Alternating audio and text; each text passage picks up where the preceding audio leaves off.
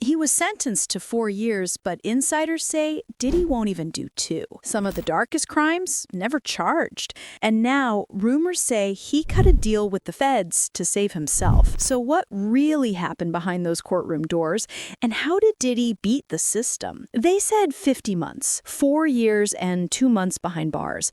But in the federal system, that number never tells the whole story. Here's the truth the headlines skip. Diddy's sentence isn't 50 months of hard time. It's more like a mathematical illusion. Start with the time he already spent locked up before sentencing, roughly 14 months. Federal law subtracts that immediately. Then add the so-called good time credits. Every inmate who behaves can earn up to 54 days off per year. Do the math. That's nearly half a year shaved off automatically. Next comes the First Step Act, a reform that lets inmates join programs and collect even more credits. Finish enough classes, complete drug or rehab programs, and you can move into a halfway house or home confinement months earlier than expected. Suddenly, that 50 months looks a lot closer to 24, maybe less. So, when people say 4 years, remember that's the headline number, not the real sentence. The truth is, if his lawyers keep playing the system right, Diddy could be out before 2027, maybe even walking free while the public still thinks he's locked away. But before we talk early release, we need to ask, what exactly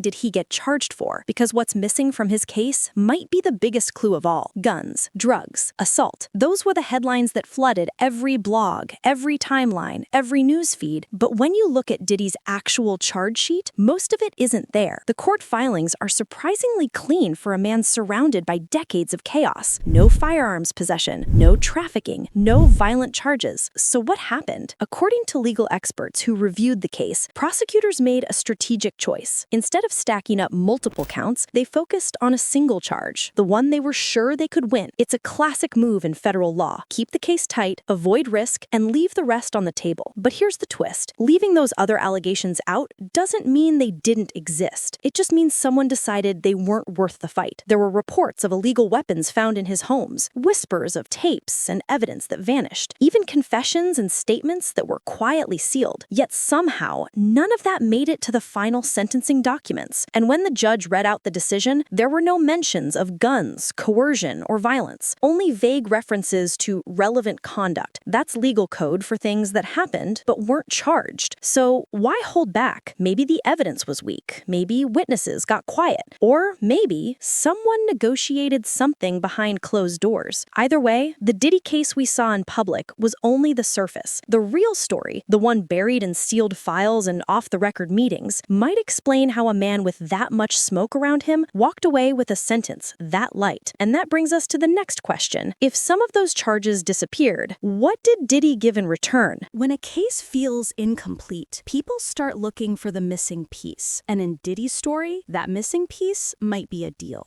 Behind closed doors, whispers began circulating, claims that Diddy may have cooperated with federal agents. It's a theory that's been floating through hip-hop circles, old security teams, and even among former industry insiders. They say he traded information for immunity. Now, nobody outside that courtroom can prove it, but there are clues that make people talk. The first is the timing, the way certain charges seem to vanish overnight. The second is silence, the kind that follows when names are being protected. Gene Deal, one of Diddy's former bodyguards, has hinted for years that Diddy had deep federal connections, that whenever things got close, someone powerful stepped in. And if that's true, this might have been the ultimate protection plan. Give up intel, secure leniency, and watch your sentence drop quietly. Of course, cooperation doesn't always mean snitching. Sometimes it means sharing background information, handing over evidence, or guiding investigators toward other players in exchange for lighter treatment. Still, in the streets, and especially in hip-hop, the word cooperation carries one meaning: betrayal. If Diddy did cut a deal, it would explain the soft sentencing, the sealed documents, and the calm tone from prosecutors who once called him a danger. It might also explain why so many around him have stayed quiet, afraid that the wrong word could reopen the wrong file. But here's the real question. If he did cooperate, what did he give up? Names? Secrets? Connections? Because every deal has a price. And if this rumor's true,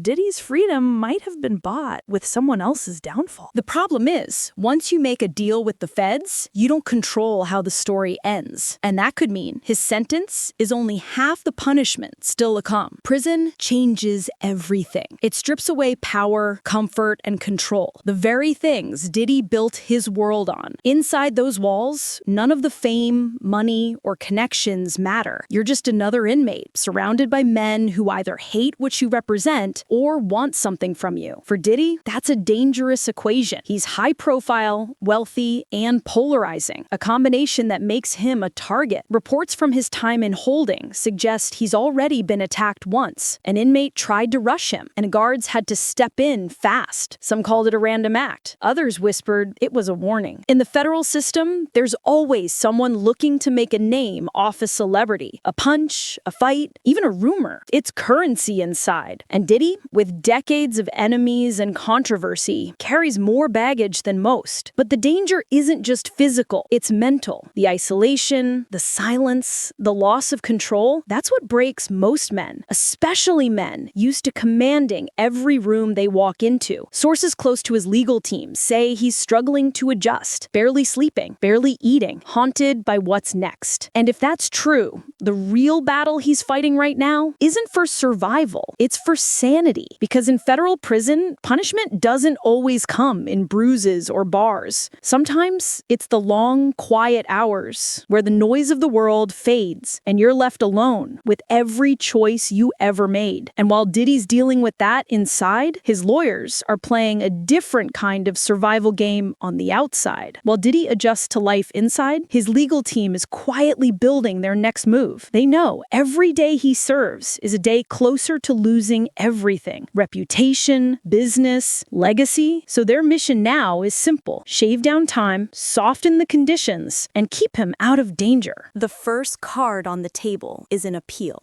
His lawyers argue that the sentencing relied on biased interpretations and unverified claims. If they can convince a higher court that the process was flawed, they could win a reduction or even force a resentencing. It's a long shot, but it's one they'll take. Next comes the RDAP program, the Residential Drug Abuse Program. It's one of the few federal programs that can actually cut up to a year off a sentence. But to qualify, he'd need to claim a substance issue, complete months of therapy, and maintain perfect behavior. For a man like Diddy, used to control an image, that's not an easy pill to swallow. Still, freedom makes people humble fast. Then there's the First Step Act credits, the same reform that helped reduce other federal sentences. Every course he completes, every job he takes inside, earns points toward early release or halfway house transfer. His team is pushing hard to get him into a low-security facility in New Jersey, safer, quieter, and closer to family. That's strategic. It means access, comfort, and fewer risks. Behind the scenes, they're also preparing for possible post-release supervision deals. That's when the system trades stricter monitoring for shorter time served. If they pull it off, Diddy could walk free earlier than anyone expects, maybe even before the media realizes the date's been moved. So while the world sees a man serving time, his lawyers see a chessboard. Every filing, every motion, every program is a calculated move. Because in the federal system, punishment isn't just about time. It's about who plays the game better. And Diddy's team,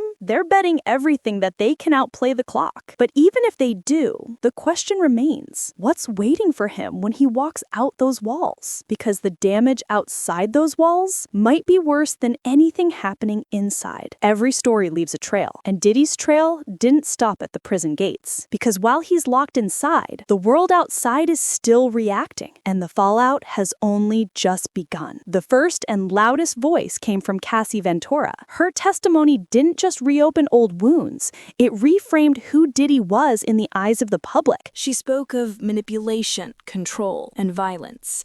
Stories that once sounded like rumors now felt like proof. When her case went public, something shifted. People who had defended Diddy for years suddenly went quiet. Brands pulled back. Collaborators distanced themselves. Even some longtime friends in the industry stopped saying his name out loud. It wasn't just Cassie's story. It was what it represented. A woman finally standing up to a man who, for decades, seemed untouchable. And when she did, others started to whisper whisper too. Old assistants, ex-partners, former employees, each one hinting that what Cassie said wasn't unique, just the first to be heard. But the damage goes beyond reputation. There's money on the line, record labels under review, contracts frozen. Every business tied to Diddy is now being audited, investigated, or quietly restructured. Some insiders say even his partners are preparing for the worst, the collapse of an empire built on image and intimidation. Yet through all this, Diddy's silence says everything. No press statements, no interviews, just lawyers, letters, and a few carefully worded updates. He knows that every word can and will be used against him. So the world waits for the next witness, the next case, the next name to speak up. Because this isn't just about one man going to prison. It's about what happens when power finally gets questioned, when the walls of fame crack and the truth starts to echo through the silence. And that silence might be louder than anything Diddy's ever produced. So after all the noise, all the headlines, and all the speculation, what's really left? A man once seen as untouchable now sits behind bars. But even now, the story doesn't feel finished. Because the sentence doesn't match the sense. The truth doesn't match the silence. And the justice we see might not be the justice that's being served. Diddy's fall isn't just another celebrity scandal. It's a reminder of how power protects itself until it doesn't. Of how fame can build a wall high enough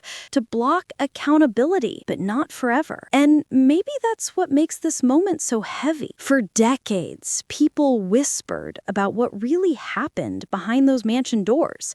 Now, the whispers are becoming evidence. The rumors are turning into reports. And the myth of invincibility is cracking piece by piece. Still, the story isn't over. Appeals are coming. New witnesses are talking.